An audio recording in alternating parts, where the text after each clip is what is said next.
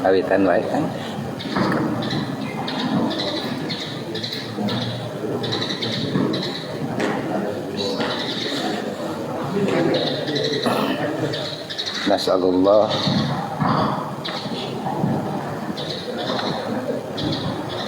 Nasallallahu ridwan wal maghfirah. Al-Fatihah.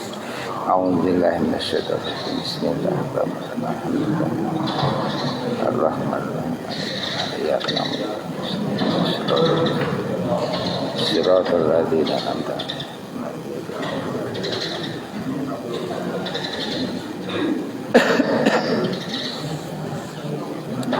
Assalamualaikum warahmatullahi wabarakatuh.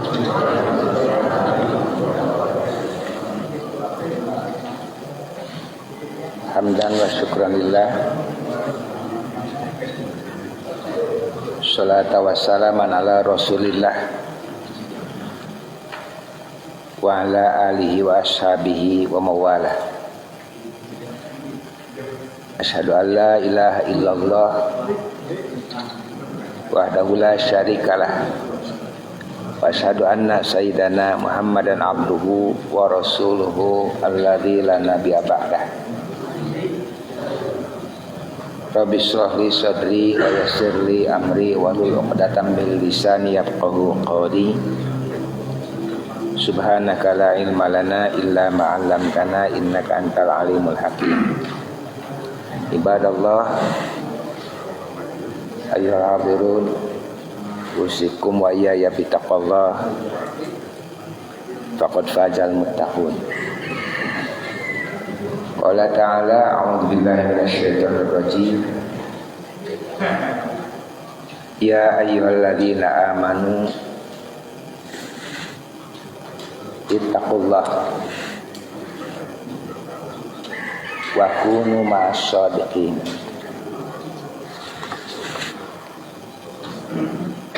Ya ayyuhalladzina amanu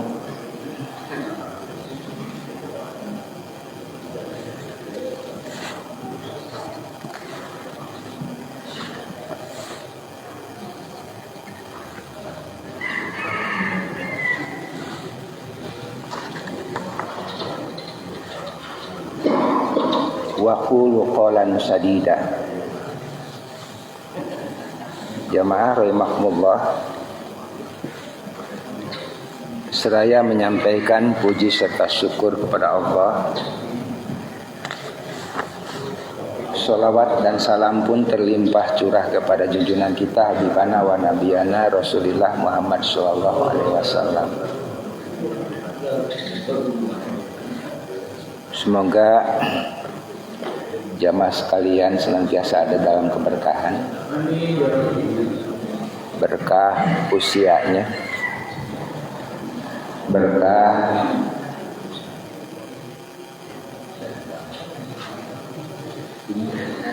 umurnya, berkah rezekinya, berkah rumah tangganya,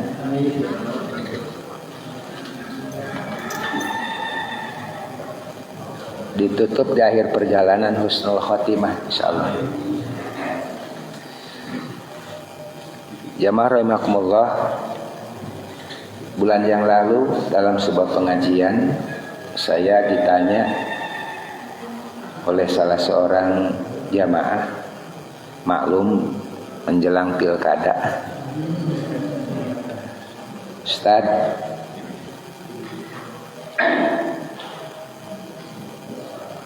tolong jelaskan kepada kami kriteria pemimpin yang islami.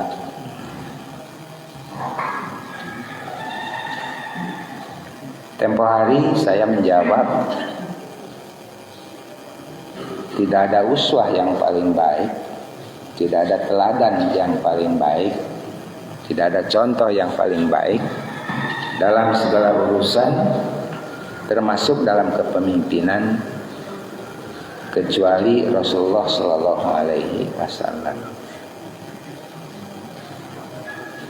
Sebagai seorang Rasul, dibekali oleh Allah Subhanahu wa taala 4 sifat yang sempurna.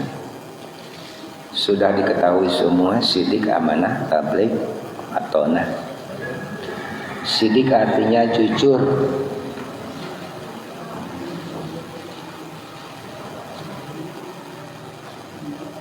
Amanah artinya terpercaya. Tabligh artinya menyampaikan. Fatonah artinya cerdas.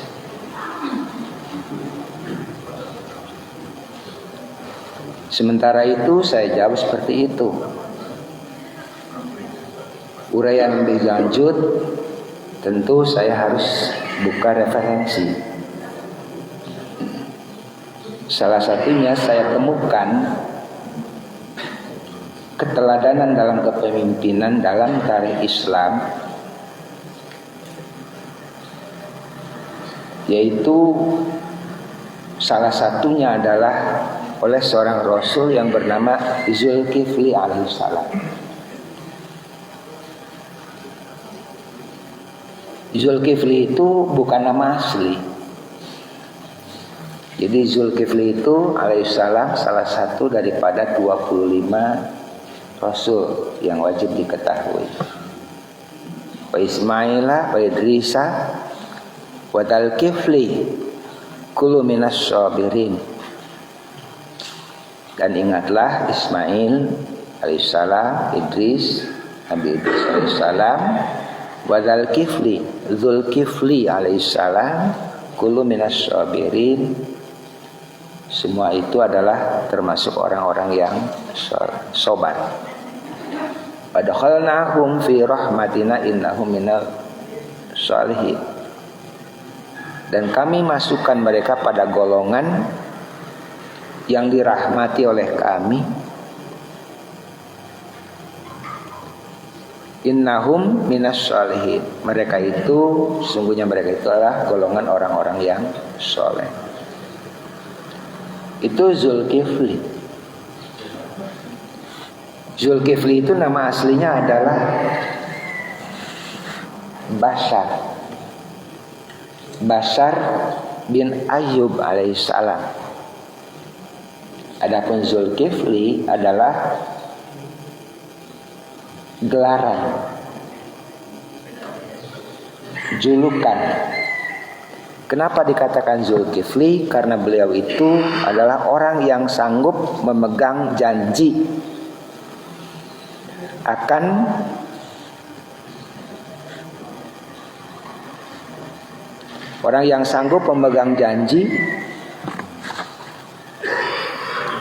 sanggup memikul tanggung jawab yang dibebankan kepadanya.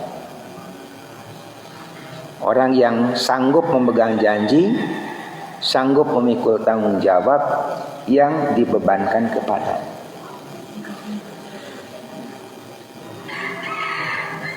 Sebelumnya beliau itu adalah sebagai rakyat biasa. Beliau adalah putra Ayub alaihissalam menurut keterangan yang cenderung dianggap benar, karena ada keterangan yang lain. Tapi yang populer adalah beliau adalah Bashar bin Ayyub.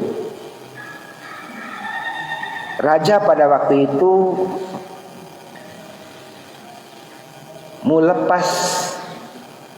melepaskan amanah.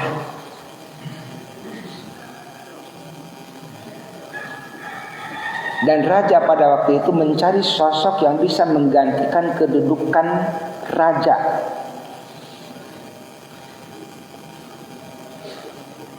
Lantas sayembara raja itu. Walaupun raja itu punya putra, tetap aja sayembara kepada rakyatnya. Seseorang yang akan menduduki tahta kerajaan adalah bukan orang sembarangan, kata raja pada waktu itu. Siapa yang ada di antara warga negeri ini yang sanggup melaksanakan 3 amanah, maka saya akan berikan kepadanya Apa 3 amanah yang disaembarakan oleh raja itu? 1, seorang raja harus mampu saum di siang hari.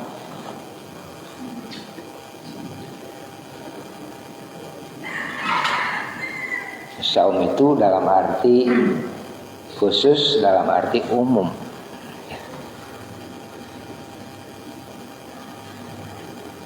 Yang kedua, harus sanggup sholat malam tiap malam.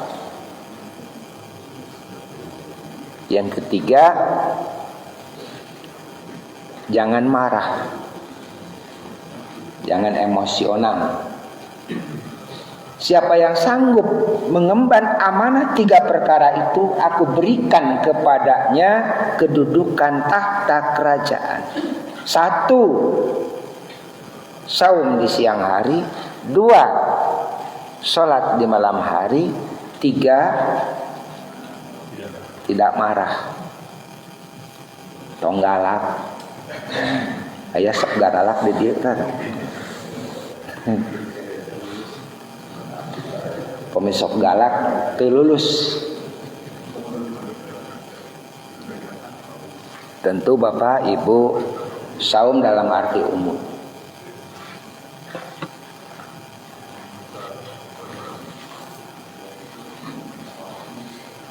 Tidak ada yang sanggup. Warga di negeri itu berat untuk bisa melakukan itu. Hanya 1 warga yang bernama Basar bin Ayyub. Insya Allah saya siap. Kebetulan beliau itu adalah orang yang cerdas, orang yang soleh, orang yang dirahmati. Wa adkhalnahum fi rahmatina innahum minas sholihin. Jadilah dia menduduki tahta kerajaan, dan raja yang terdahulu mangkat. Diserahkanlah kepada beliau.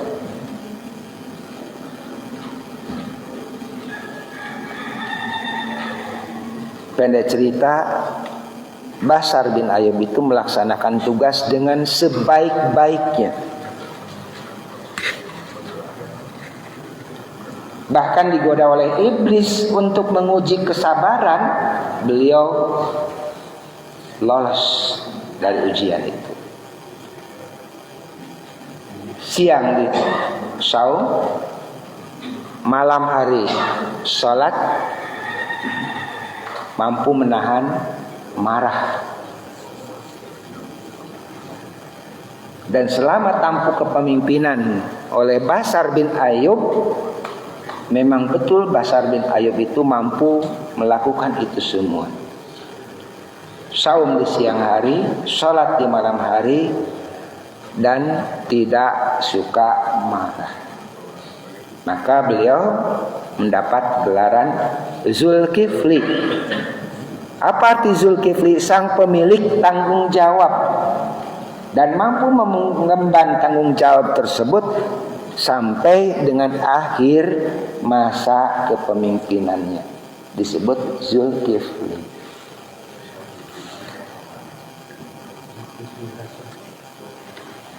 Bukan Zulkifli Hasan.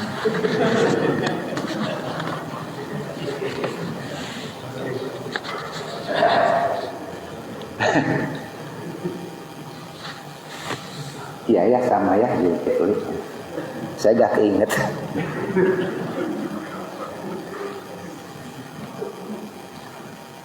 Jamaah rahimakumullah, siapa yang mampu memegang tanggung jawab, siapa yang mampu mengemban amanah dan istiqomah dalam amanah, fil awali Rabbuna Allah, diawali dengan Allah Tuhanku. Fil ausat Rabbuna Allah, dalam perjalanan pun Allah Tuhanku. Fil akhiri Rabbuna Allah, di akhir pun Allah Tuhanku. Di awal dalam perjalanan sampai dengan akhir Rabbuna Allah. istiqomah dalam Rabbuna, bekerja semata-mata karena Allah. Itulah Zulkifli. Beliau mampu memegang janji, sanggup memikul tanggung jawab. Jadi bapak-bapak, saat mana ada Al-Quran di atas mengucapkan janji, itu hubungannya dengan rakyat, dengan Allah. Al-Quran loh di sini.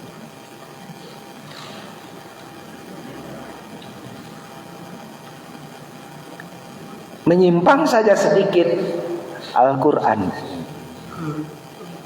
menyalahgunakan saja sedikit Al-Quran di sini. Tapi siapa yang sanggup memegang janji, amanah dari awal perjalanan sampai akhir, itulah pemimpin yang baik. Zulkifli. Apakah mampu orang memikul tanggung jawab? Apakah mampu orang memegang janji? Semua itu hanya akan mampu dilakukan oleh orang yang beriman. Yang beriman yang mana? Yang beriman yang jujur, yang beriman yang tidak pernah berdusta, yang tidak suka, bukan tidak pernah.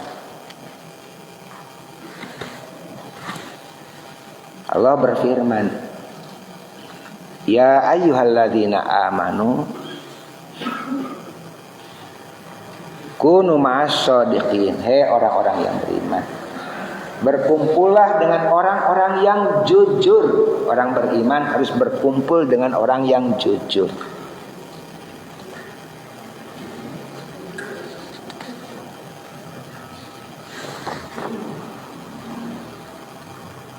Ya ayyuhalladzina amanu taqullaha wa kunu ma'as-shadiqin. Hei orang-orang yang beriman, bertakwalah kepada Allah dan hendaklah berada pada barisan orang-orang yang jujur. Karena barisan orang-orang yang jujur adalah barisan yang bisa memelihara ketakwaan.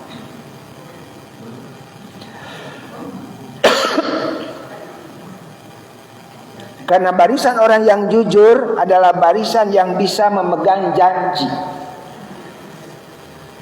Karena barisan orang-orang yang jujur adalah barisan yang bisa mengelola amanah.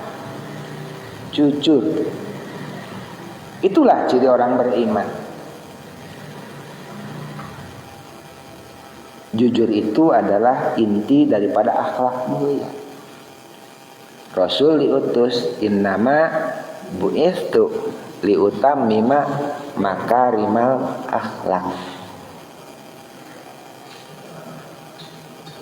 Inti daripada akhlak mulia itu terletak pada kejujuran. Tidak mungkin mampu tabligh, tidak mungkin mampu amanah kalau tidak jujur.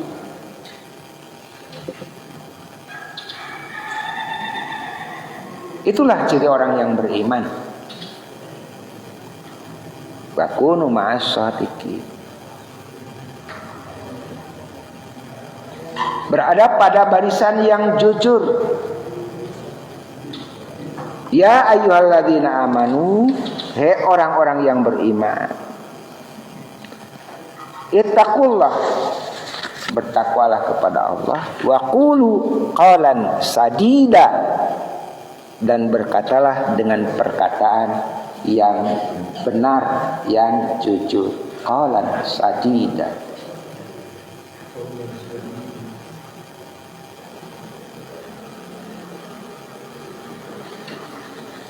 Bahkan orang yang tidak jujur itu salah satu ciri daripada orang yang munafik. Lain di kata, lain di perbuatan, lain kata kemarin, lain kata hari ini, juga lain kata esok hari. Itu orang munafik. Lain kata dalam janji, lain kata dalam tanggung jawab. Itu orang munafik.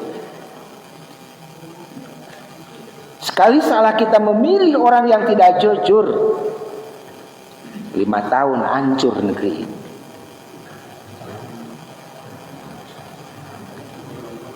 Hancur negeri ini. Kenapa? Karena dipimpin oleh orang yang tidak jujur. Saya pernah mendengar Prof. Mahfud MD, beliau berkata begini, sebuah negeri dipimpin oleh orang yang jujur, walaupun negeri itu bukan muslim, maka negeri itu akan makmur. Tapi sebaliknya, sebuah negeri mayoritas muslim dipimpin oleh orang yang tidak jujur, maka negeri itu akan hancur. Kejujuran.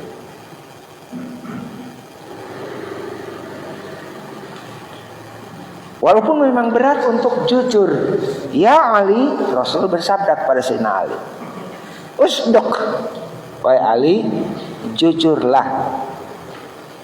Ya Ali, usduk, wahai Ali, jujurlah.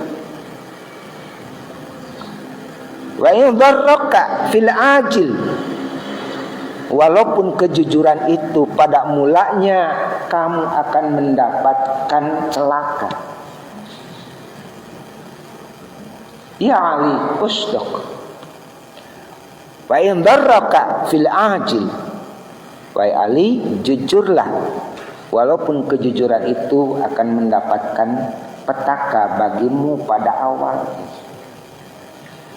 Fa innahu yanfa'uka fil ajil, dan ketahuilah sesungguhnya kejujuran itu akan berikan manfaat untukmu pada akhirnya. Ulama mengatakan pada akhirnya itu di akhirat. Fil ajil di dunia, fil ajil di akhirat. Ada juga yang mengatakan fil ajil pada awalnya, fil ajil pada akhirnya. Wa in darraka fil ajil, walaupun kejujuran itu pada mulanya akan menyebabkan kamu celaka. Fa innahu yanfa'uka fil ajil, maka ketahuilah kejujuran itu pada akhirnya akan memberikan manfaat untukmu. Jujur. Wala yakdzib, ya Ali, janganlah kamu dusta, wahai Ali. Wa inna fa'aka fil ajil, walaupun dusta itu memberikan manfaat untukmu pada awalnya. Dusta itu ada manfaat dari sisi materi, dusta itu ada manfaat dari sisi kedudukan. Dusta itu ada manfaat dari sisi bisnis pada awalnya. Fa innahu yadhurruka fil ajil, maka ketahuilah dusta itu akan mencelakakanmu pada akhirnya. Tuh, Rasul pesan nasihat wasiat kepada Sayyidina Ali. Ya Ali, usduk, wahai Ali, jujurlah. Wa in baraka fil ajil, walaupun harus menanggung beban berat karena harus melewati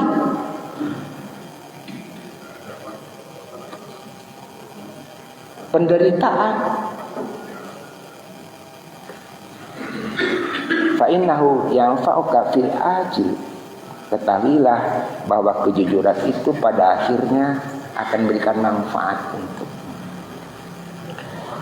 ya tidak-tidaknya manfaat di akhirat. Di dunia celaka, miskin, tidak kaya raya, jujur.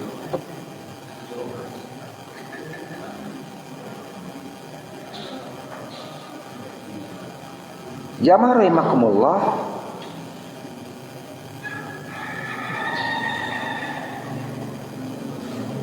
itulah Zulkifli.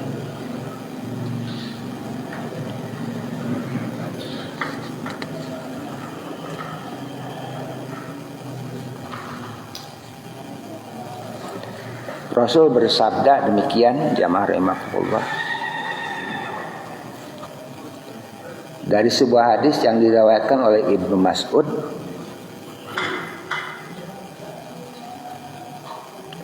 alaikum bisidqi, hendaklah kamu jujur. Fa inna sidqa yahdi ilal birri, karena kejujuran itu mengantarkanmu pada kebaikan. Alaikum bisidqi, fa inna sidqa yahdi ilal birri, karena kejujuran itu mengantarkanmu pada kebaikan.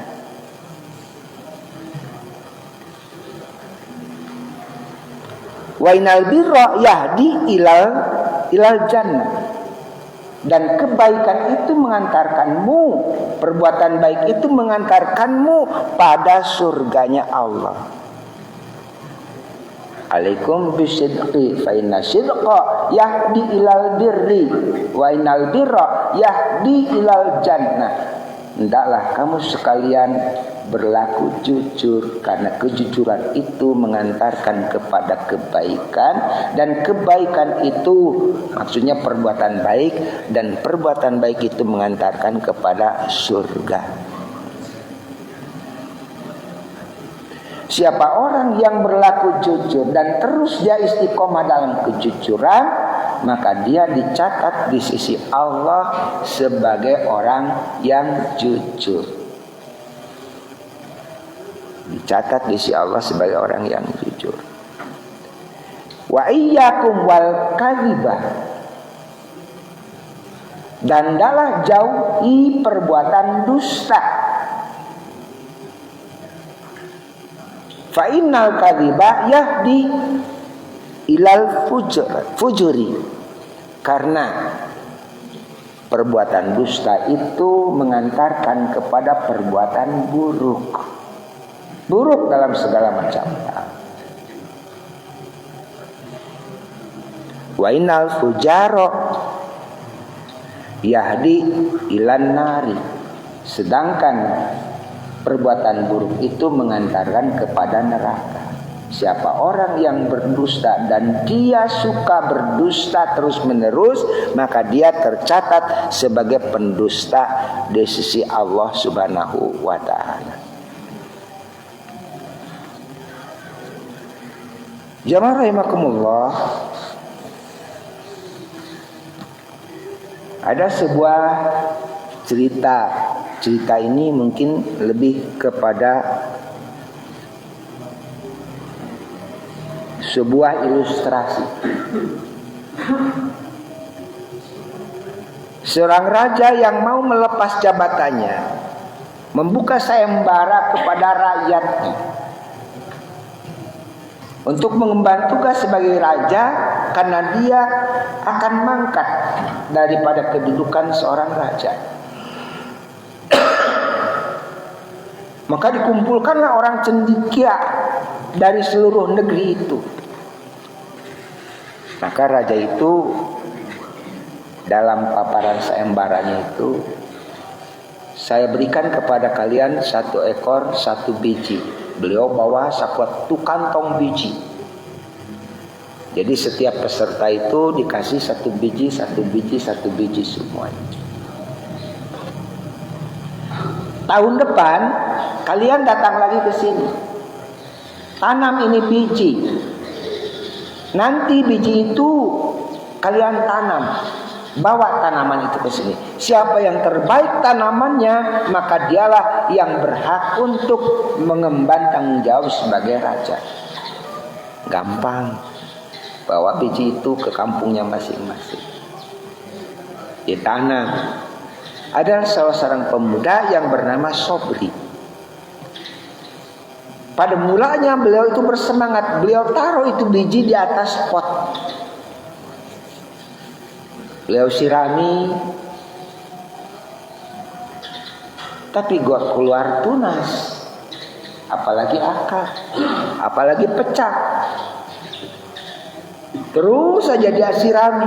Tidak juga itu tunas keluar, tidak juga itu akar keluar. Sementara cerita dari peserta yang lain, tunasnya itu udah bagus-bagus, bercabang, berdaun rimbun, berakar kuat. 1 tahun pun menjelang habis. Saat mana sebentar lagi raja akan memanggil. Sabri bilang kepada ibunya, saya tidak akan datang. Kenapa kamu tidak datang? Bijinya mah gak tumbuh.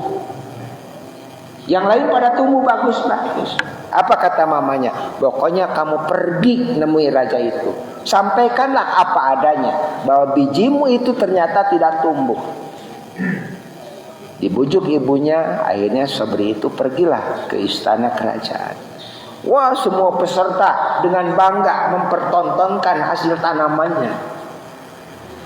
Percaya diri bahwa dialah yang akan diangkat jadi raja.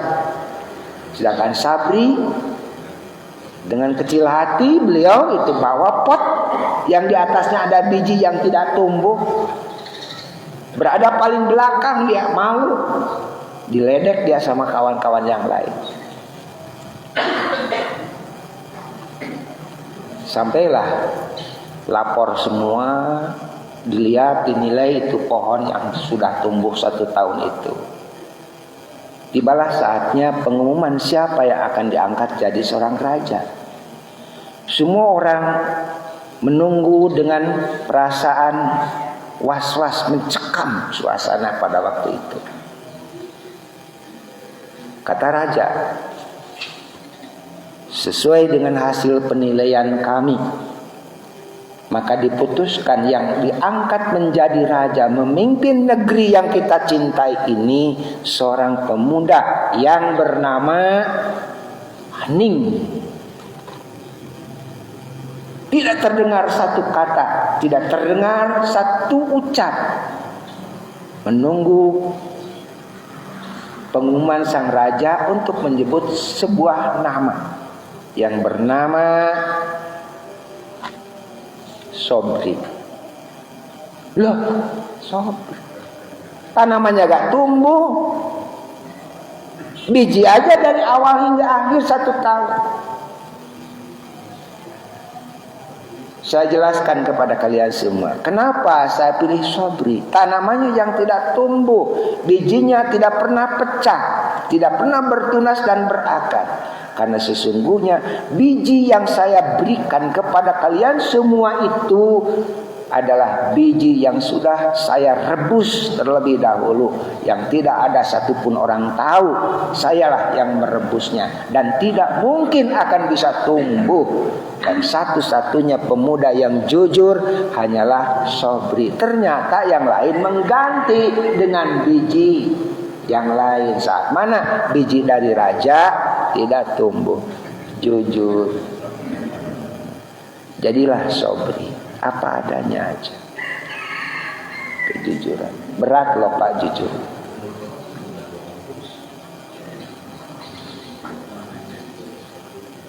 Bapak, Ibu kenal mungkin yang bernama Abu Nawas. Kenal Pak. Kenal ya, orang mana? Rancalwa. Nawas. Abu Nawas itu pidato Pak. Di tengah halayak ramai. Tahukah kalian siapa saya? Kau Abu Nawas. Abu Nawas itu yang menggubah syair Al-Itiraf Ilahilas dil Firdausi Ahla. Bagus sekali syairnya. Mungkin kalau disairkan, dinyanyikan sama Ustaz Hakim, bagus. Saya mah jelek. Beliau berpidato begini, saya yang bernama Abu Nawas. Kenalkah kalian kepada saya? Kenal, kau Abu Nawas. Apa yang kau akan sampaikan kepada kami? Saya akan menyampaikan 3 pernyataan. Bukan begini ya, 3. Begini kampanye. Begini, 3 pernyataan. Apa itu? 1. Aku yang bernama Abu Nawas sangat membenci kepada sebagian daripada hak. Wah, gempar tuh Pak. Gempar. Kaget seorang ulama seorang tokoh menyampaikan pernyataan yang sungguh mengejutkan mereka. Aku yang bernama Abu Nawas mengaku sangat membenci kepada sebagian daripada hak kebenaran. Belum hilang kaget orang, pernyataan kedua muncul. Aku yang bernama Abu Nawas menyukai, mencintai kepada fitnah. Wah, geger yang kedua. Hilang kaget yang pertama, muncul geger yang kedua. Belum hilang geger yang kedua, muncul pernyataan yang ketiga. Aku yang bernama Abu Nawas mengaku lebih kaya daripada Allah. Wah, pernyataan yang sangat. Satu, membenci hak. Dua, menyukai fitnah. Yang ketiga, mengaku lebih kaya daripada Allah. Gempar itu Pak cerita. Gemparnya cerita itu, ya maklum, pada waktu itu belum musim medsos. Tapi walaupun omongan dari orang ke orang, segera sampai cerita itu kepada Baginda Raja Sultan Harun ar-Rasyid. Murka Sultan Harun ar-Rasyid, panggil Abu Nawas ke sini. Panggil, menyampaikan berita, pernyataan-pernyataan yang membuat negeri ini jadi hiruk pikuk. Apa namanya tuh, negeri ini jadi goncang. Sebelum sampai ke kerajaan, Abu Nawas dihadang sama para penjaga istana. Pas pampres gitu ya, gak boleh masuk, asal ada syarat. Biasanya kau datang ke sini dapat hadiah dari raja, bagi dua hadiahnya. Jangankan bagi dua, saya kasih buat kalian semua, baru diizinkan masuk. Sampailah di istana kerajaan, di kesultanan, istana kesultanan. Para menteri sudah kumpul semua di situ untuk mendakwa tiga pernyataan Abu Nawas. Wahai Abu Nawas, benarkah kau katakan tiga pernyataan? Yang mana Tuan? Yang mana Sultan Baginda? Kamu katakan, katanya kamu pertama mengaku membenci kepada hak. Benarkah itu? Benar Tuan, benar Sultan. Yang kedua, kau menyukai fitnah. Benar gak? Benar Sultan. Yang ketiga, kau mengaku lebih kaya daripada Allah. Benar gak? Benar. Tidak diingkari. Benar. Tiga pernyataan daripada Abu Nawas. Negeri resah, negeri gelisah dengan pernyataanmu, karena kau bukan orang sembarangan. Kau orang berpengaruh. Bagaimana nantinya negeri ini? Jelaskan apa maksud kau mengaku menyukai, membenci kepada fitnah, kepada hak, kepada hak.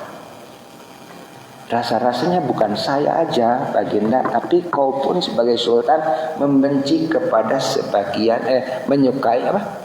Membenci kepada sebagian hak. Loh, kok nyangka ke saya? Tapi lah iya Tuhan.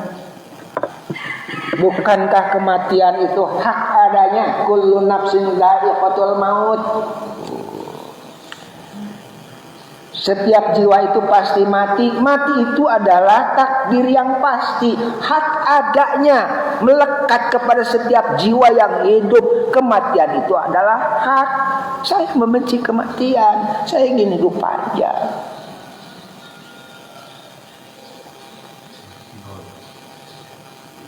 Terus Bukankah siksa kubur itu hak adanya bagi orang-orang yang tidak jujur, bagi orang-orang yang durhaka, bagi orang-orang yang pengkhianat, bagi orang-orang yang menyalahi janji? Siksa neraka hak adanya. Bukankah siksa neraka juga hak adanya bagi orang-orang yang ingkar kepada Allah, yang menyalahi amanah dan tanggung jawab, mengingkari janjinya? Kematian, siksa kubur, siksa neraka hak adanya. Saya membenci siksa kubur, saya membenci siksa neraka. Bukankah kematian, siksa kubur, siksa neraka hak adanya? Itulah saya katakan saya membenci sebagian dari hak. Baru ngerti raja itu. Terus yang kedua, kau mengatakan bahwa kau menyukai kepada fitnah. Nah iya, mungkin bukan hanya saya, Baginda Sultan juga membenci kepada, menyukai kepada fitnah. Maksudnya apa? Bukankah harta itu adalah fitnah? Bukankah kedudukan itu adalah fitnah? Bukankah anak itu adalah fitnah? Bukankah istri itu adalah fitnah? Bukankah harta kekayaan itu adalah emas perak semuanya adalah fitnah? Ternyata saya mencintai istri, saya mencintai anak, saya mencintai harta. Artinya apa? Saya menyukai kepada fitnah. Baru ngerti. Terus yang ketiga, kau mengaku lebih kaya daripada Allah. Lah ya iya. Kalau jadi orang yang kaya itu biasanya di kampung tuh istrinya banyak. Hari di Riung Bandung mah hiji. Di kampung ya mah istrinya tuh banyak. Yang kedua anaknya juga banyak. Terus juga punya pembantu. Allah gak punya pembantu. Allah gak beranak, ganda gak diperanakan. Kalaulah ciri orang yang kaya itu banyak hartanya, banyak anaknya, banyak istrinya, maka tentu banyak pembantunya. Saya punya pembantu, saya punya anak. Allah gak punya pembantu, Allah gak punya anak. Saya lebih kaya daripada Allah. Oh benar. Maksudnya apa? Maksudnya apa? Negeri ini bahwa harus sadar kematian itu pasti menimpa kepada setiap orang. Selepas kematian pasti akan ada tanggung jawab yang harus didapat. Amal baik berbuah kebaikan, amal buruk berbuah keburukan. Tidak ada yang terlewat sedikit satu pun. Pasti akan ada pertanggungjawaban kelak di kemudian hari. Kalau kita salah-salah dalam hidup, ujung-ujungnya siksa alam kubur akan menanti. Kalau salah-salah kita dalam mengambil kebijakan, salah-salah kita dalam mengemban amanah tanggung jawab, ujung-ujungnya siksa neraka. La yamutu wala tidak hidup, tidak mati selama-lamanya, terus disiksa di alam kubur. Terus bahwa sesungguhnya yang bisa mencelakakan kita itu adalah fitnah, harta, tahta, sekarang kuota wanita gitu ya, itu bisa mencelakakan. Fitnah itu. Tuanku Baginda Sultan, tidak sedikit orang yang memburu fitnah, yang memburu harta lewat, berani dusta, berani khianat, ingkar atas janji, lupa atas kematian, ingkar atas apa yang dia menjauhkan, lupa bahwa kematian itu sedang menanti. Ditumpuk-tumpuk harta, sikut sana sikut kiri, tendang belakang. Supaya apa? Supaya sukses. Kematian di depan sudah menanti. Pasti itu. bahwa suatu saat kita akan kembali kepada Allah yang esa, yang tidak berputra dan tidak diputrakan. Oh itu. Lah kenapa kamu sampaikan di tengah halayak ramai? Tidak langsung kau sampaikan kepada saya. Kata Baginda Raja, Tuan, orang kampung macam saya, baju kumal macam begini, malu saya bertemu dengan Tuan. Jarak terlalu jauh. Hanya dengan cara beginilah saya bisa bertemu dengan Tuan menyampaikan itu semua. Segera negeri ini perbaiki. Tapi bagaimana saya bisa memperbaiki negeri ini? Saya hanya sekedar orang-orang pinggiran yang tidak berkuasa, tidak memiliki kedudukan. Ya saya teriak di tengah orang ramai supaya teriakan saya sampai kepada telinga sultan. Dan ternyata terdengar oleh sultan dan saya dipanggil. Saya jelaskan negeri ini sekarang menghadapi kehancuran. Utangnya gede di mana-mana. Nafsu angkara murka, dusta jadi biasa. Habis negeri ini sultan. Habis negeri ini. Kalau dikelola oleh orang-orang yang bertanggung jawab. Ingat kematian. Menunggu kita tinggal berapa hari di depan. Ngapain kita ngikutin nafsu syahwat yang sangat luar biasa. Tah sultan teh kitu cik atuh kumaha carana sahawai anu barohong teh. Lah kenapa juga baju kamu kayak begitu, tidak kau ganti baju kumal menghadap raja, itu topi apekmu kok tidak dibuka? Sultan, ini topi bukan sembarang topi, topi keramat ini. Loh, kok bisa begitu? Ini topi keramat. Siapa orang melihat ke dalam topi ini akan melihat perjalanan akhir daripada hasil amal di dunia. Loh, bisa gitu? Bisa Sultan.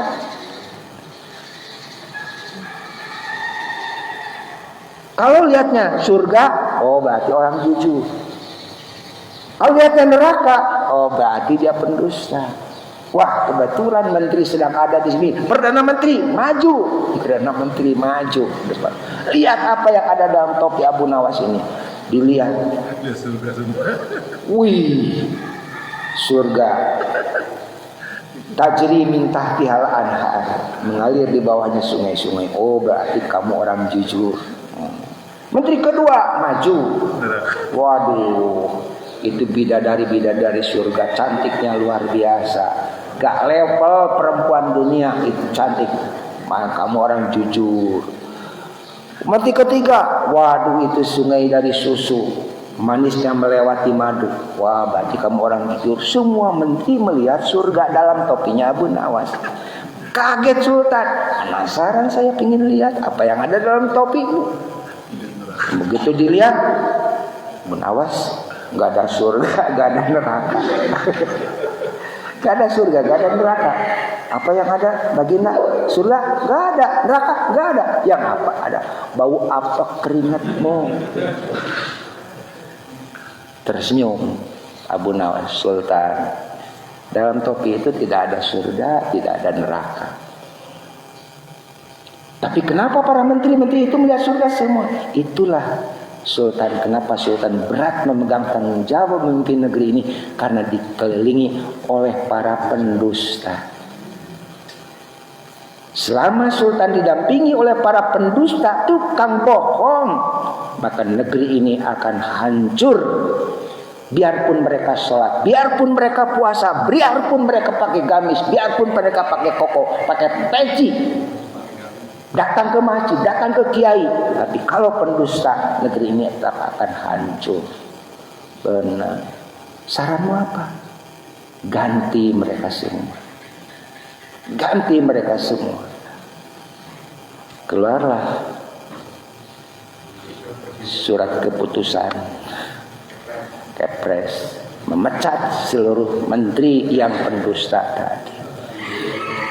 terima kasih Abu Nawas, kau telah membuka kedok-kedok para pembantuku. Walaupun mereka menyampaikan berita manis kepadaku, fakta yang ada mereka rakyat gelisah, daya beli turun,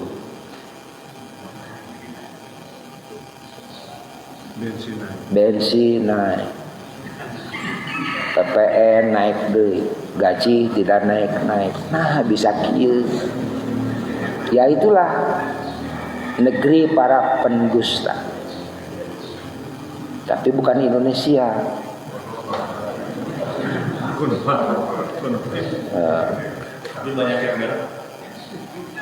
Ya itulah pendusta. Wa iya dorruka fil ajil, mahal itu kejujuran. Jadi hancurlah negeri ini. Ganti semua menteri. Hadiahmu apa? Nah, saya gak pingin hadiah. Bener gak pingin hadiah? Pokoknya kamu harus menerima hadiah dari saya, kata Sultan. Waduh, saya tidak bisa menerima hadiah. Tapi tadi di gerbang saya dihalang-halangi oleh para penjaga gerbang. Waktu saya bilang hadiah itu akan saya berikan kepada mereka, baru saya diizinkan masuk ke sini Tuan. Begitu kata mereka. Iya. Jadi hadiahnya kasihin aja sama mereka. Oh, kasihin sama mereka. Baik, saya kasihin sama mereka. Apa hadiah yang harus saya berikan kepada mereka? Cambuk masing-masing 100 kali. Itulah hadiah yang harus diberikan kepada mereka. Jadi, negeri apa ini namanya gitu. Jadi jamaah, sumber daya alam melimpah. Secara demografi juga sangat mendukung. Secara geografis juga negeri ini sangat potensial. Tapi apalah arti saat mana negeri ini kalau dipimpin oleh orang yang tidak jujur. Islam berada pada garda terdepan, mengusung semangat kejujuran. Diakui oleh kita semua secara terbuka bahwa kita itu krisis sedang berada pada, bukan krisis deflasi, bukan krisis kelas menengah turun ke bawah, bukan apa-apa. Tapi saya melihat daripada sumber masalahnya, kalau merujuk kepada kajian-kajian nilai-nilai Islam, yaitu kita itu sedang berada pada krisis kejujuran. Ini fakta yang harus kita akui bersama. Berangkat tidak jujur, dalam perjalanan tidak jujur, di akhir juga tidak jujur. Untuk menutupi ketidakjujuran, ya tidak jujur lagi. Jadi Rasul, apakah Rasul boleh nggak kita bohong? Boleh Pak, bohong. Diperbolehkan dusta itu hanya untuk 3. Boleh Kang Joni bohong. 3 boleh bohong. 1 untuk siasah perang, boleh bohong. Itu. Di mana komandanmu? Dah jujur dia tadi dinya pador di bom. Gitu. Dusta, bahkan wajib dusta. Itu dalam siasah perang. Yang kedua untuk membahagiakan istri, untuk membahagiakan suami, boleh bohong. Itu boleh bohong. Bukan untuk nelikung, untuk membahagiakan. Gitu. Kalau untuk nelikung mah dosa. Untuk membahagiakan istri boleh bohong. Gimana bohongnya Ustaz?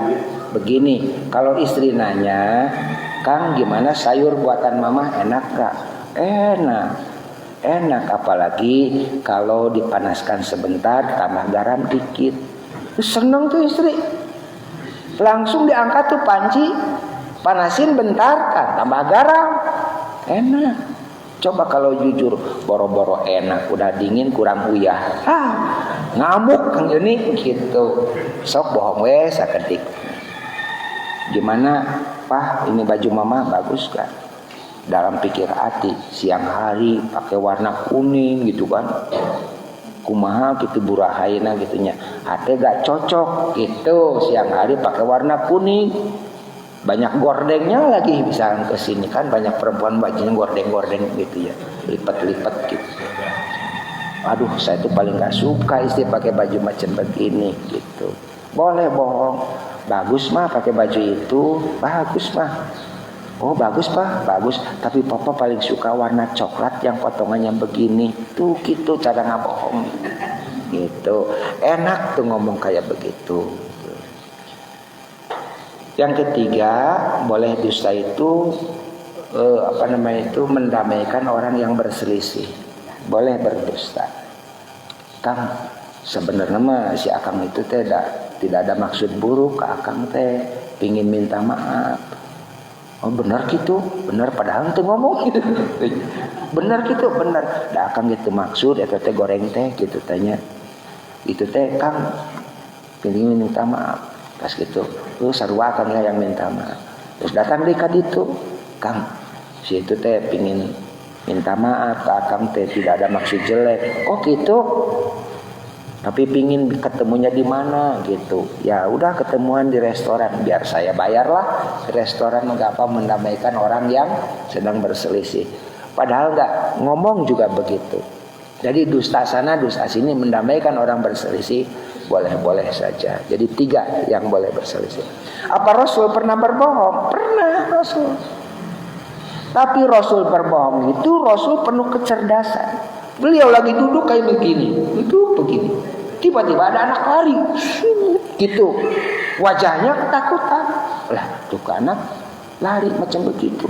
Lari gitu. Ada apa? Gak lama kemudian datang bapak-bapak. Wajahnya marah gitu kan. Langsung nanya kepada Rasulullah, "Ya Muhammad, adakah anak lari di depanmu lewat sini?" Langsung beliau berdiri. Begitu berdiri, selama saya berdiri di sini, saya tidak melihat anak lari di depan saya. Gitu. Cerdas beliau tuh. Coba langsung berdiri. Begitu berdiri, selama saya berdiri, saya tidak melihat anak itu lari di depan saya. Lah ya iya berdiri juga baru. Oh, cenah kata orang balik deui we. Tuh, coba kalau jujur. Tuh kaditu, bengkep tuh budak gitu. Rasul pun pernah berdusta. Itulah yang disebut dengan fatonah Rasul seperti itu. Cerdas. Istri-istrinya tuh merasa paling dicintai sama Rasul. Akulah yang paling dicintai. Saya, aku, Abi. Namun eta istrina orang Garut, Abi. Gitu. Terus Rasul datang. Ya Rasul, siapa di antara kami yang paling kau cintai? Oh, besok jawabannya kata Rasul. Malam hari Rasul temuin isinya satu-satu, kasih cincin besi semuanya. Jangan ngomong ya siapa-siapa. Semua isi dapat cincin besi. Besok hari kumpul lagi isinya. Ya Rasul, siapa yang paling kau cintai? Oh, isi yang paling aku cintai yang tadi malam aku kasih cincin dari besi. Ih, aku pisan cenah. Abi pisan eta mah atuh gitu. Abdi. Jadi mereka semua merasa paling dicintai Rasul. Itulah cerdasnya Rasul. Jamaah hadirin rahimakumullah. Umat mukmin diseru oleh Allah, wa kunu ma'as-shadiqin. Beradalah pada barisan orang-orang yang jujur. Wal yaqul qaulan sadida, dan berkatalah dengan perkataan yang benar. Itulah ciri orang-orang yang beriman.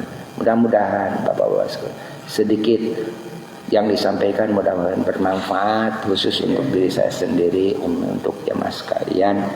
Terima kasih atas perhatian. Terakhir saya mohon doa.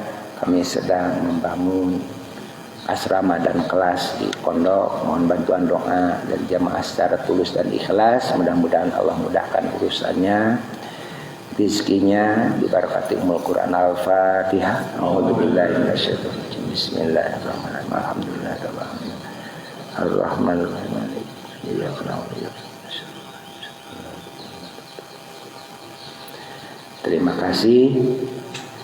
Apunten anu kasuhun kasadayana billahi taufiq wal hidayah. Wassalamualaikum warahmatullahi wabarakatuh. Ustaz.